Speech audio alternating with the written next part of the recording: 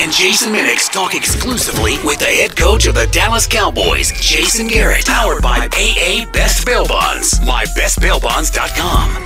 It is the Blitz, 1250 ESPN San Antonio. Along with Dat Wayne, I'm Jason Minix. Cowboys, not pretty last night down in New Orleans. Let's talk about it with the head coach of the Dallas Cowboys, Jason Garrett, joining us now. Brought to you by AA Best Bail Bonds. Coach, I don't even know where to begin. Did you at least get some good food down in New Orleans? I didn't get a chance to eat much down there. It wasn't a real good weekend down in the Big Easy. You know, Coach, when it's that ugly on both sides of the ball, I mean, as a coaching staff, when you guys got back and you got into the office and you start looking at tape, where do you begin? Oh, you just analyze the game and what happened and why it happened, and you try to evaluate what we're asking our players to do and how they were doing it, and you do a thoughtful analysis yourself first and foremost as a coaching staff to see if we're asking them to do things that they're capable of doing, and you figure out why we weren't able to get it done, and that's what we've been doing all day long. And you go play by play, player by player, and you make the evaluations, you meet about it, and you try to make the corrections, and you go forward. Coach, there's always been a question about the running game and trying to be balanced, but last night the positive came out of that game was the running game. DeMarco Murray ran the ball early, and was there a reason why you guys came away from the running game a little bit early in the game? Well, we did run the ball well early, particularly on that drive, the touchdown drive. I think we had 8 plays and ran it 6 of the 8 times, and that certainly was a good drive for us. And DeMarco was doing some good things. What happened for the most part in the ball game is we got into some situations where we didn't convert third downs. We were 0 for 9 on third down, so it's hard to keep those drives alive. We had way too many 3-and-outs in the ball game, so it's hard to just simply get plays to run. I think we ran just over 40 plays, and they ran over 80 plays. They had the ball for 40 minutes. We had it for 20 minutes, and so I thought we did do a good job when we ran the football. But then we got into those situations where we weren't converting the third downs and keeping the drives alive. And then certainly in the second half, it got way out of hand, and we just felt like we had to throw the ball to try to get back into the ball game to try to win it. Cowboys head coach Jason Garrett with us here on the Blitz, 1250 ESPN San Antonio. He joins us every Monday. And, Coach, you talk about starting to throw the ball there. Tony Romo just 10 of 24, 128 yards and a touchdown. But Dez Bryant only targeted twice, and the one catch that he made is when Tony went over and kind of flipped him into the slot, and he got open and made that catch. And a lot of questions today from fans about, why don't the Cowboys do more to get Dez the ball, get him in motion, line him up in the slot, move him around to try to get him that football. How do you, when you talk about the evaluations, is that something that you guys look at, and what needs to happen to try to get him involved? Absolutely. You have to get guys like Dez Bryant the football. You have to get guys like Witten the football. And, we talked about the running game earlier, about getting DeMarco started in the game. And again, limited opportunities for us. Having just over 40 plays in a ball game is not a lot of plays. And, giving Dez more chances against the defense is a really important thing for us to be able to do. Moving him into some different spots will help. Getting him in motion a little bit will help.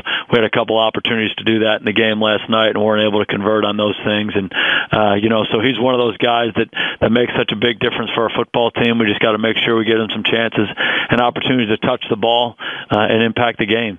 And you're talking about chances and opportunities, and the bye week is coming up, and you're going to have a little bit of time here for Dez Bryant to have that opportunity to move around the field. Or you're going to try to see somebody else like a Calvin Johnson, a Detroit Lions, see what they're doing there and try to figure out if you can copy some of that stuff they're doing? Oh, yeah, Dez is somebody we have moved around, and he certainly plays the outside receiver on the weak side most of the time. But, if you look at the game last night, he was on the strong side a lot. He was in the slot a couple times. He was in motion a couple times, and that's something we've done with him. And, Dez is a guy who gets a tremendous amount of attention every week, as does Jason Witten. And those guys, typically have really favorable numbers coming out of games. They're among the league leaders at their positions and catches and all of those things. And they've been dealing with that for a few years now. So it's not a new concept to us to move guys around. We just got to make sure we do it in the context of the game and make sure they're doing, in a way where those guys can be successful. And again, limited opportunities last night. We didn't get a chance to get that done as much as we would have liked. And, it's just one of those things where, in terms of execution, we didn't give ourselves enough chances by converting some of those third downs and just simply running more ball plays. And, we'll look at everything we do as a coaching staff and try to make the necessary corrections. And we just got to make sure we continue to try to execute, in all three phases.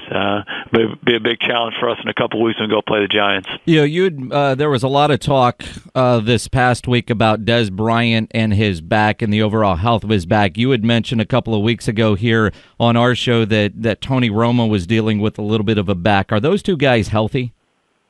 Oh, I think they're healthy. Yeah, I mean, Dez didn't practice very much in the early part of this past week, but he practiced on Friday, and he really looked like himself Friday, and really in warm-ups and throughout the ball game. It looked like he was running better and better and better. He felt like his back was good. And then similar with Tony, he was dealing with a back injury earlier on, but it seemed like over the last couple of weeks he's been healthy and moving around a lot better. Jason Garrett, Cowboys head coach, with us here on 1250 ESPN San Antonio. As that game was getting out of hand in the second half, especially in the fourth quarter, I tweeted out, I wonder if we're going to see Kyle Orton come in this game just to get him some reps. Did that ever cross your mind, just to get him some playing time when you look around at all the other starting quarterbacks that have gone down? Yeah, in the second last drive, we talked about putting Kyle out there, and we decided against it to give Tony one more opportunity to get a little something going on offense. But that's always something you're trying to look for, give him some opportunities just to take some snaps. He's played a lot of ball in his life. He's a veteran quarterback. I think he has over 80 starts in the league. So, it's always nice to get him some opportunities. But, those guys have been fighting the whole game together. And, the guys on our football team are competitors. They want to finish, they want to play, and we felt on that second last drive we give Tony one more shot to get out there. But that's always a consideration to look for those chances going forward. Coach, then the run game is such an important part of the game on the offense or on the defensive side, stopping the run. And last night they ran for 200 yards. And was it the misfit of D-line and linebackers that after you watch the tape and you see it, the simple things, is that thing, stuff like that can be corrected? Oh, absolutely. As you no doubt, we're playing with a lot of different players on our team, new guys, particularly on the defensive line. We lost a couple of linebackers last night, so I think it was a combination of some young guys and some new guys playing, and just simply not getting that gap control done the way we need to get it done. And we had some 8-man fronts called, and so that's a pretty favorable run defense to play. And no excuse, no explanation other than that. When we evaluate the tape, there were some guys who haven't been playing in the system for real long, being in situations where they weren't in their gap and doing what they needed to do. And that's just a general comment as we evaluate that. The other part of it is I don't think we tackled as well as we needed to. There were some opportunities, when these runners were coming out and breaking the line of scrimmage, where we could have come up and made a couple plays for short gains instead of making big plays. And, we didn't do that well enough really throughout the ball game. In that fourth quarter, Coach, and you often talk about one thing that makes you happy with this team is they play with that relentless spirit. In that fourth quarter on the defensive side, did New Orleans break that spirit, or were those guys just worn down? Well, I think when we saw it last night and we watched the tape again today, as much as anything else, it was the fact that New Orleans was out on the field for 40 minutes. And, those guys are playing a lot of plays. And, we lost a couple linemen, we lost a couple linebackers, and those guys are playing a lot of snaps in a row. And, it's our job to get off the field. We get that. We understand that. If we execute better and force them to punt on fourth down and not convert another third down, you get off the field. You give your offense another chance, and we weren't able to do that. I think as much as anything else, particularly when they were running it late, our guys were just worn down from playing a lot of snaps, and we have to do a better job, executing, getting them off the field, giving our offense another chance, and typically that won't happen. After 10 games, Coach, and there's a lot of injuries, the bye week couldn't come at a better time for you guys. What are you looking forward to in the areas of correction or improvement going into this week? Well, it does come at a great time for us, and most players and coaches say that regardless of when the bye is. But our bye is relatively late this year after the 10th game, and we do have a number of injuries on both sides of the ball. So as much as anything else, we want to get those guys healed up and hopefully buy a little time before we play the Giants in terms of getting those guys back and getting them healthy and fresh and ready to go. We'll evaluate everything we do this week as a coaching staff and see where we've been over the course of the first 10 games and what's been good for us, what hasn't been good. You do that on a weekly basis, but the bye week just gives you a little bit of a better opportunity to have a little more time to do that and do that better. So we'll go through that process.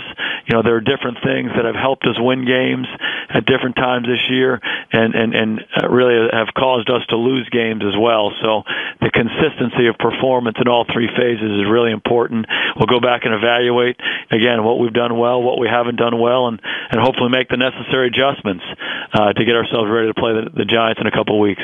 And sometimes injuries is out of your hands. You can't control that. But like the hamstring injuries has been a big reason. I know a big injury for you guys the last couple of years. How do you go back and evaluate that to see if there's something with the off-season workout, building foundation then? Or you do that at all during this time?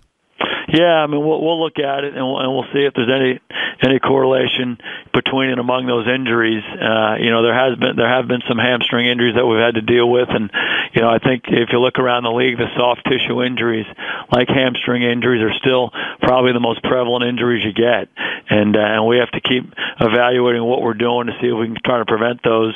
I think each of the guys who've gotten them, in some ways, maybe has had some kind of history that they've had. In some cases, they haven't had that kind of history, and it's unique to this year, this situation. So you try to make the best observations you can. If there's something we can do about it, obviously we're all completely committed to doing something if it makes that situation better. Dallas Cowboys head coach Jason Garrett with us here on 1250 ESPN San Antonio. You think about the Saints last night.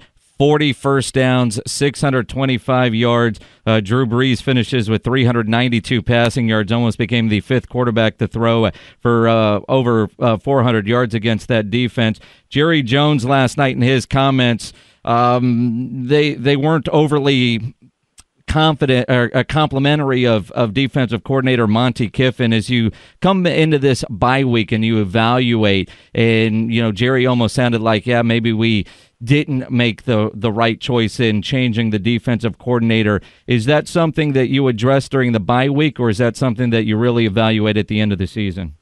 Oh, like we talked earlier, every part of our football team will go through an evaluation of what we're doing and how we're doing it and who we're doing it with. And you have to use this time, these next few days, to really do a thorough examination at this point through 10 games and try to make your best adjustments. We're always talking about that as a coaching staff. You have to have a good understanding of what you're doing, and then you have to have a willingness to make adjustments.